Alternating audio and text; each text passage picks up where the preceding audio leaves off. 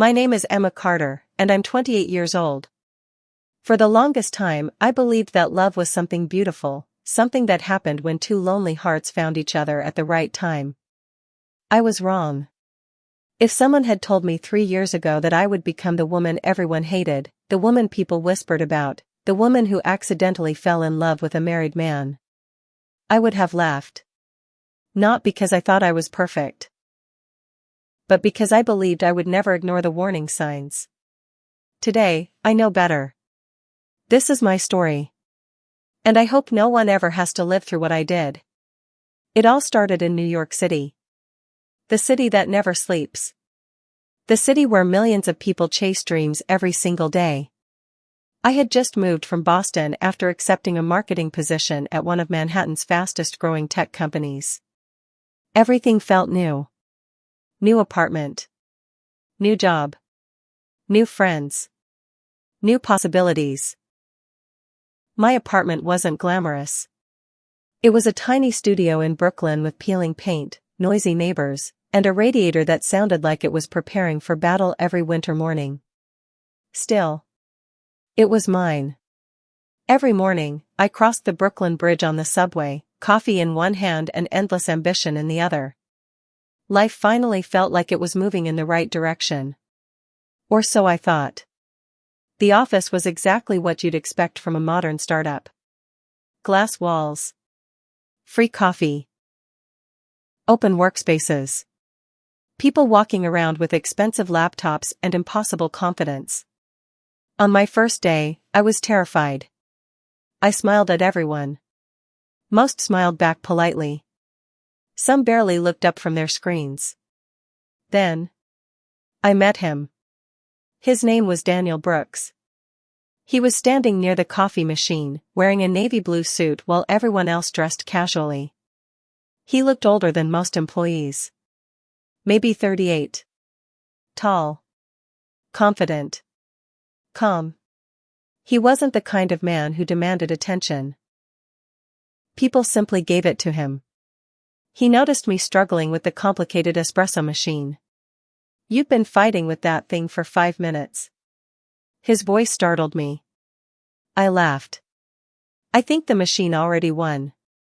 He smiled. "The trick is pressing this button first." Within seconds, coffee poured into my cup. "There you go." I smiled. "Thank you. I'm Daniel." "Emma. Welcome to the team." That was it. Just 30 seconds. Nothing special. Or so I believed. Over the next few weeks, I kept running into Daniel. Sometimes in meetings. Sometimes in the elevator. Sometimes grabbing lunch. He always seemed relaxed. Always respectful. Always ready to help. Unlike some executives, he never made anyone feel small. He remembered people's names. Asked about their weekends. Celebrated birthdays. Even interns respected him. I admired that. One afternoon, after a particularly stressful presentation, I sat alone on the rooftop terrace overlooking Manhattan. I was convinced I had embarrassed myself in front of the entire company. Daniel walked outside carrying 2 coffees. "I figured you could use one." He handed me a cup. "I did that badly, didn't I?" He shook his head. "You did what every talented person does." I frowned. "What?" "You cared too much." I laughed. I sounded nervous. "You sounded human." For some reason. Those words stayed with me. No one had ever said something so simple. Yet so comforting. Weeks turned into months. Daniel became someone I trusted. Not romantically. Not yet. Just a friend. We often talked after work. Mostly about books. Travel. Movies. Life. He listened more than he spoke. That made him different. In New York, everyone seemed busy telling their own story. Daniel actually listened to mine. One Friday evening, heavy rain trapped everyone inside the office. Employees left in small groups. I had forgotten my umbrella. Great. I stood near the entrance watching rain flood the sidewalks. Daniel appeared beside me. No umbrella? I sighed. Nope. He held one up. Looks like we're sharing. I hesitated. You don't have to. It's raining sideways. I laughed. Fair point. We walked 6 blocks together beneath one umbrella. Cars splashed water everywhere. People rushed past. Streetlights reflected across wet pavement. It felt strangely peaceful. So? Daniel asked. How's New York treating you? I still get lost. You will for another year. I already missed my subway stop 3 times. He laughed. That means you're officially a New Yorker. We reached my subway entrance. I smiled. Thanks. For the umbrella. For the company. He nodded. See you Monday. I watched him disappear into the rain. For reasons I couldn't explain. I smiled the entire train ride home. My best friend Chloe noticed immediately. You like someone. What? You've smiled at your phone 6 times tonight. I'm smiling because work is finally going well. Liar. I rolled my eyes. There is someone. Who? It's nobody. She leaned closer. The older guy. I nearly dropped my fork. What older guy? The one you keep mentioning. I don't keep mentioning anyone. You've said Daniel's name 12 times this week. I have not. You absolutely have. I laughed it off. Because she was wrong. Right? The following month, the company announced a huge marketing campaign. Daniel and I were assigned to lead it together. That meant late nights. Long meetings. Business trips. Hours spent solving problems side by side. The more time we spent together, the more I admired him. He never raised his voice. Never blamed others. Never acted superior. When I made mistakes, he corrected them kindly instead of criticizing me. One night, after finishing work around 9, we ordered pizza in the conference room. Boxes covered the table. The office was almost empty. Daniel suddenly asked. Emma. Can I ask you something? Sure. Why aren't you dating anyone? I laughed awkwardly. I guess I've been busy. No one caught your attention? I thought for a moment. I suppose I'm waiting for the right person. He looked out the window toward the glowing skyline. The right person isn't always available. Something about that sentence felt odd. Before I could ask what he meant, his phone rang. He looked at the screen. His smile disappeared. I have to take this. He walked into the hallway. The conversation sounded tense. Quiet. Serious. When he returned, his expression had changed completely. You okay? He forced a smile. Yeah. Everything's fine. But it didn't look fine. Not even close. Over the next few weeks, strange things started happening. Daniel never answered personal questions. He never invited coworkers to his apartment. He disappeared every evening before 7. He never stayed out after company events. His phone constantly buzzed. Whenever I accidentally looked at the screen, he turned it over immediately. At first, I thought he simply valued privacy. Nothing more. Until one afternoon, everything changed. I wasn't looking for answers. I wasn't suspicious. I wasn't expecting my entire world to collapse. I was only trying to return a folder he had forgotten after a meeting. I walked toward his office. The door was slightly open. I heard a woman's voice. Soft. Angry. Then, a little girl laughed. My hand froze on the doorknob. I looked through the narrow opening. Daniel was kneeling beside a little girl, maybe 6 years old. She wrapped her tiny arms around his neck. "Daddy." My heart stopped. Then another woman stepped forward. She kissed him gently on the cheek. "I'll take Lily home." Daniel smiled. "I'll be there soon." I couldn't breathe. The folder slipped from my hands and hit the floor. The sound echoed through the hallway. Daniel turned toward the door. Our eyes met. His face went completely pale. He whispered only one word. "Emma." It's nice to finally meet the woman my husband can't stop talking about. Sarah's smile was warm. Too warm. The kind of smile that made it impossible to know what someone was really thinking. I forced myself to smile back. "Nice to meet you too." Inside, I was falling apart. Daniel looked like he wanted the floor to open beneath him. "Sarah." "I think Emma was just leaving." She looked at him, confused. "Really? We just got here." Then she turned back to me. "I've heard you're brilliant." I blinked. "What?" Daniel cleared his throat. "I told Sarah you're leading the new marketing campaign." Sarah laughed softly. He never talks about work this much. Something about that sentence felt strange.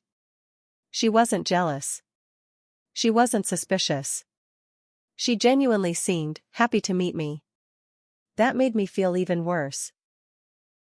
The three of us stood together for another minute before someone called Sarah from across the room. "Oh. Excuse me." She smiled. "It was wonderful meeting you, Emma." Then she walked away. I watched her disappear into the crowd. Only when she was gone did I finally breathe. I turned to Daniel. "You should go after your wife." He didn't move. "I wanted you to meet her." I stared at him in disbelief. "You wanted this?" "No. I wanted you to see she isn't the villain." I laughed bitterly. "And what does that make me?" His silence answered the question. I left the party without saying goodbye. Outside, New York was alive. Yellow taxis raced through the streets. Couples walked hand in hand. Street musicians played jazz near Times Square. The city looked beautiful. I had never felt more alone. That weekend, I ignored every call from Daniel. Saturday. 3 missed calls. Sunday. 5 messages. I never opened them. Instead, I wandered through Central Park, trying to clear my mind. Children laughed. Families had picnics. Young couples took selfies beside the lake. Everything reminded me of what I could never have. A normal relationship. A love without guilt. A future without secrets. Monday morning arrived too quickly. I hoped things would feel normal again. They didn't. Daniel wasn't in the office. Neither was Tuesday. Or Wednesday. By Thursday, people started whispering. "Did you hear?" "Hear what?" "Daniel's taking emergency leave." "No way." "I heard his daughter is in the hospital." The words hit me like a punch. His daughter. Lily. Despite everything. My heart sank. That evening, I sat alone in my apartment staring at my phone. I shouldn't care. I told myself that over and over. But I did. Finally. I opened his messages. The first one read. "I'm sorry." The second. "I never meant for you to get hurt." The third. "Lily collapsed tonight. She's in the hospital." The last message stopped me cold. "She's asking for me. I don't know if she'll be okay." I covered my mouth. Tears rolled down my face before I realized I was crying. No child deserved this. Not Lily. Not anyone. The next afternoon, I found myself standing outside New York Presbyterian Hospital. I still don't know why I went. Maybe guilt. Maybe compassion. Maybe love. I hated admitting that word. I carried a small teddy bear I'd bought from the hospital gift shop. I wasn't even sure if I would go inside. Then I saw Daniel.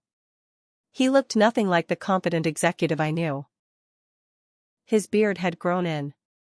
His shirt was wrinkled. His eyes were red from exhaustion.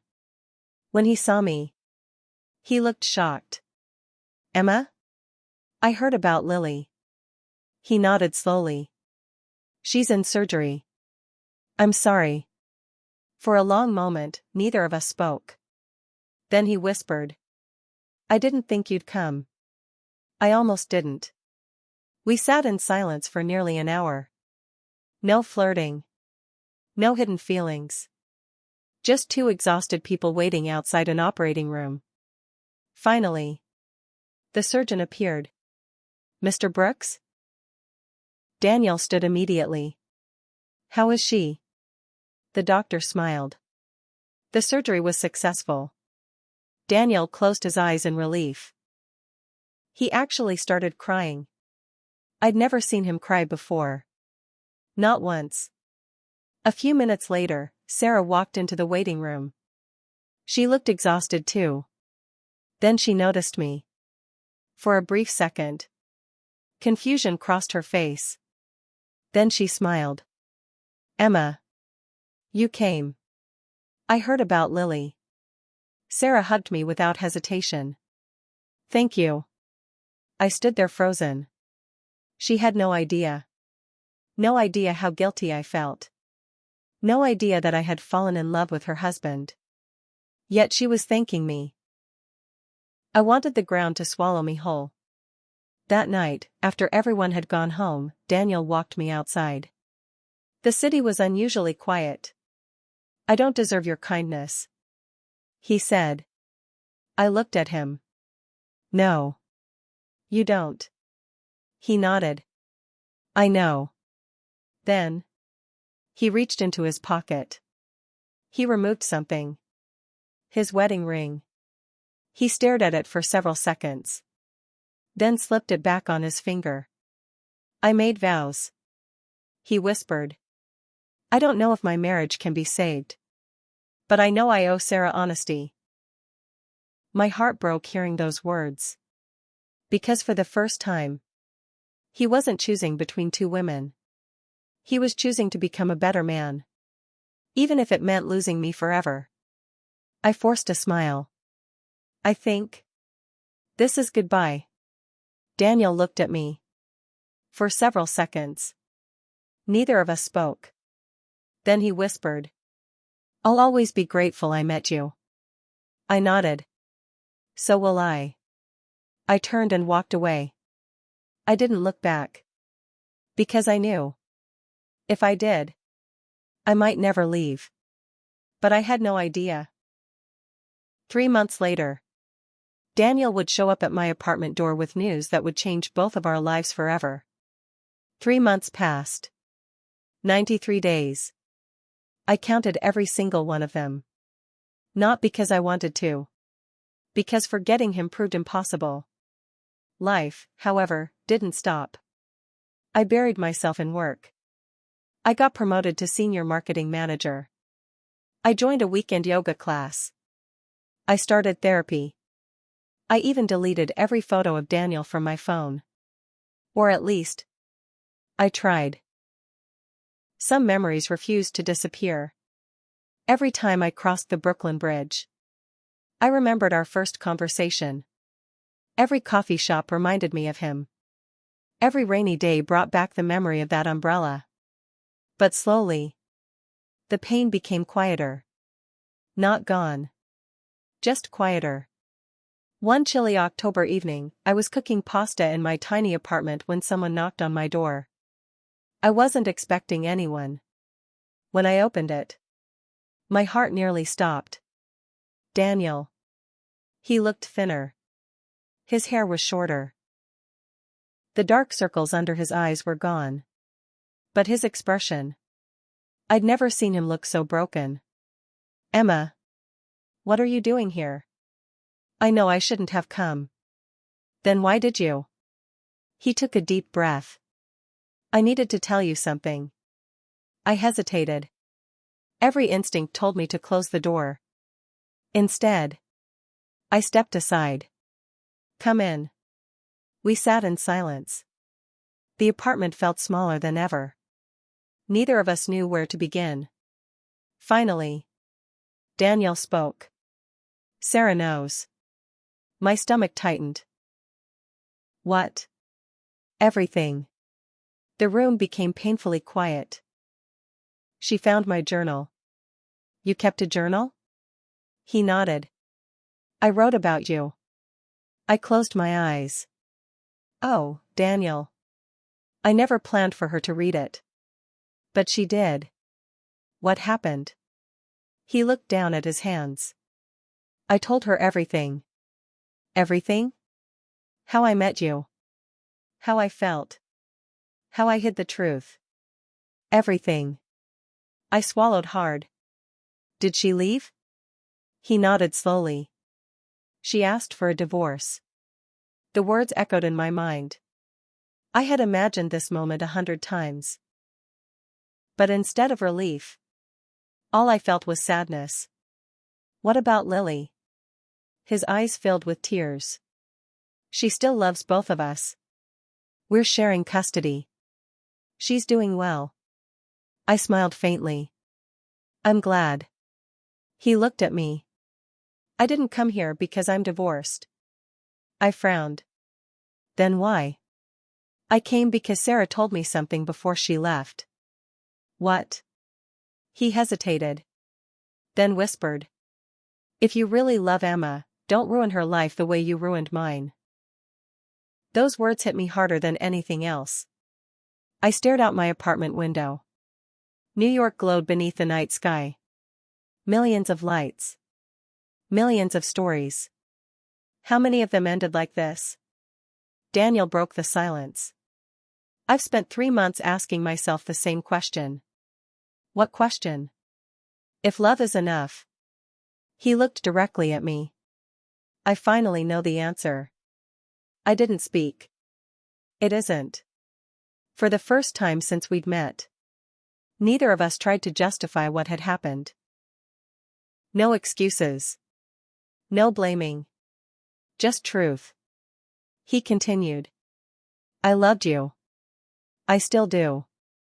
But love built on lies always destroys innocent people. My eyes filled with tears. Because I knew he was right. I blamed myself. I admitted. 4 months.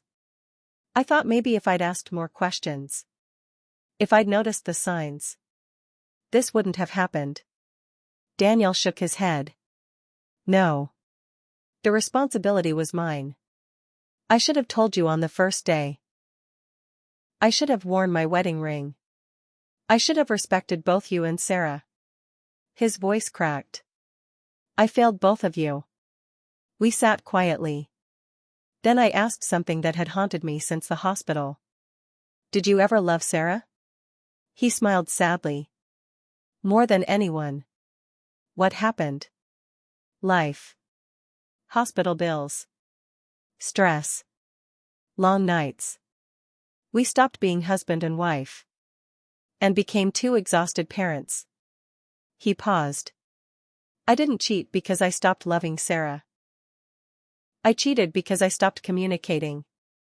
Those words stayed with me forever. An hour later. Daniel stood to leave. I won't come back. He said softly. I just wanted you to know the truth. He walked toward the door. Then stopped. Without turning around, he asked. Can you ever forgive me? I thought about everything. The lies. The tears. The sleepless nights. Sarah. Lily. My broken heart. Finally. I answered. I forgive you. But forgiveness doesn't mean we belong together. He nodded. I know. Then he walked out. And this time, I didn't cry. A week later, I received a handwritten letter. There was no return address. There was no return address. Inside was a single page. It was from Sarah. My hands trembled as I unfolded it.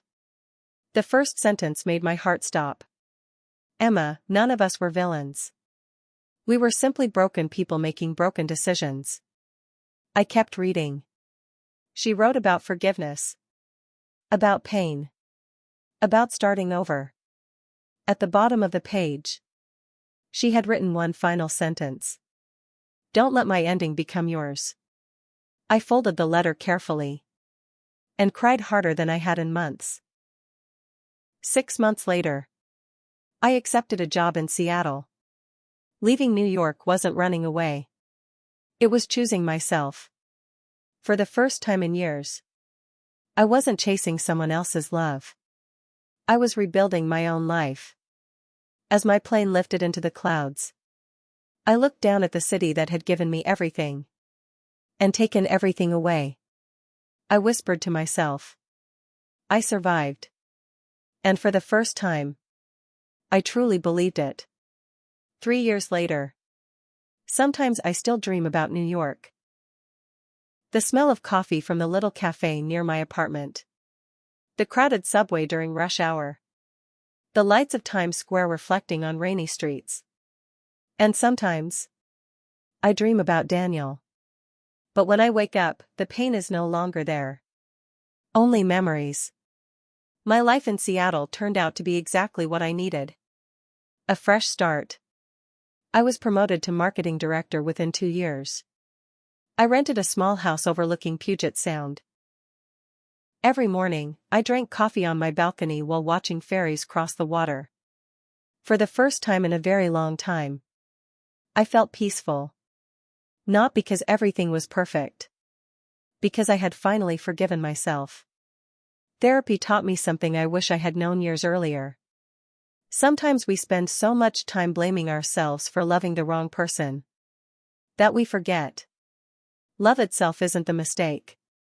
Ignoring the truth is. One rainy Saturday morning, while organizing old boxes, I found Sarah's letter again. The paper had begun to fade. But her final sentence was still as clear as the day I first read it.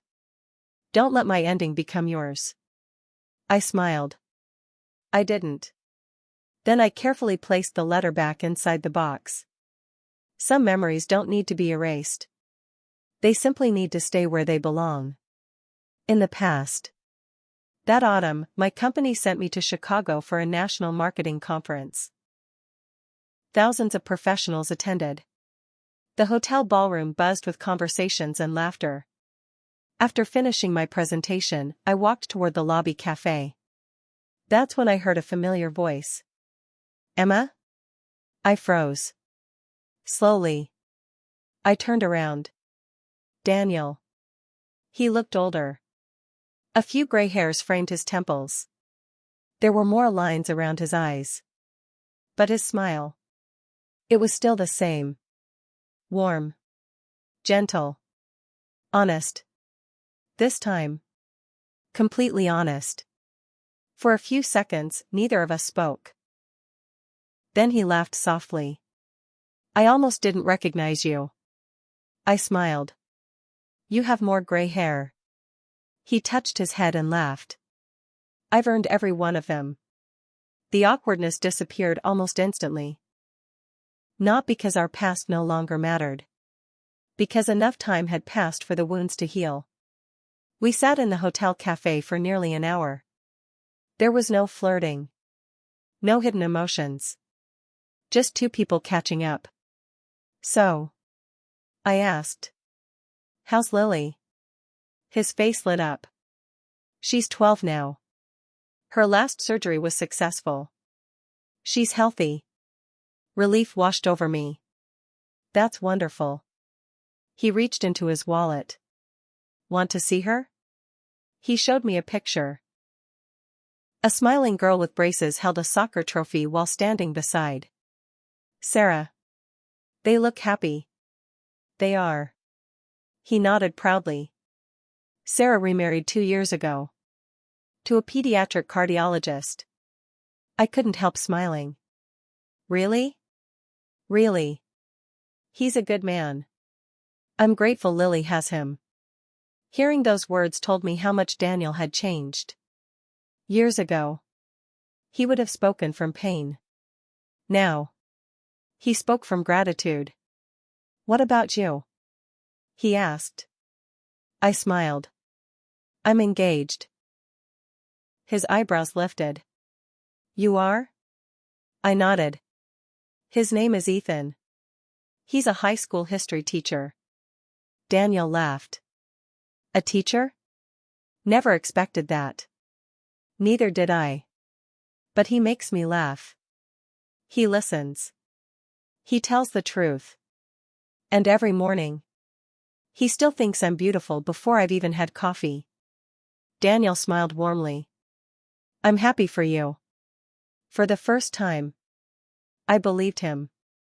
As we prepared to leave, Daniel reached into his briefcase. I have something for you. He handed me a thin notebook. I looked confused. My journal? He nodded. I stopped writing after everything happened. There's one page inside that's for you. You can throw it away after reading. Before I could respond, he shook my hand. Goodbye, Emma. This time, it truly felt like goodbye. That night, back in my hotel room, I opened the notebook. Only one page had writing. It read, Dear Emma, if you're reading this, it means life gave us one final chance to meet. Not as lovers, but as two people who survived the consequences of our choices. I spent years believing losing you was the greatest pain of my life. I was wrong. The greatest pain was realizing I had become someone I never wanted to be. You deserved honesty. Sarah deserved loyalty. Lily deserved better parents. I cannot change the past. But because of it, I became a better father, a better man. Thank you for walking away when I wasn't strong enough to do the right thing myself.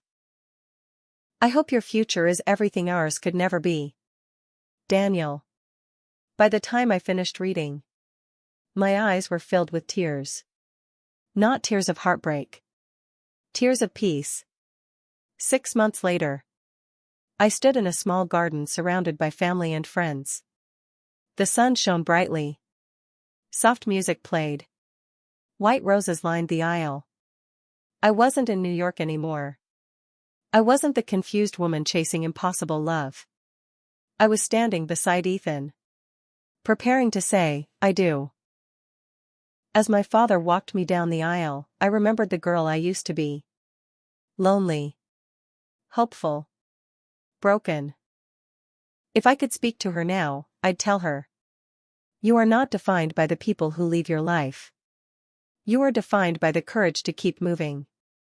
That evening, after the wedding, I looked at the sunset with my husband beside me. He took my hand. What are you thinking about? I smiled. The past. Do you miss it? I looked at the orange sky. Then shook my head. No.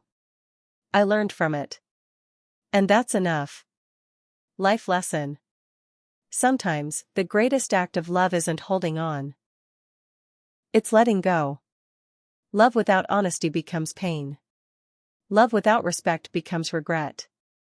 And love built on someone else's tears will never become your happiness. Choose honesty. Choose peace. Most importantly, choose yourself. Because the right love will never ask you to lose who you are. The end, Red Heart.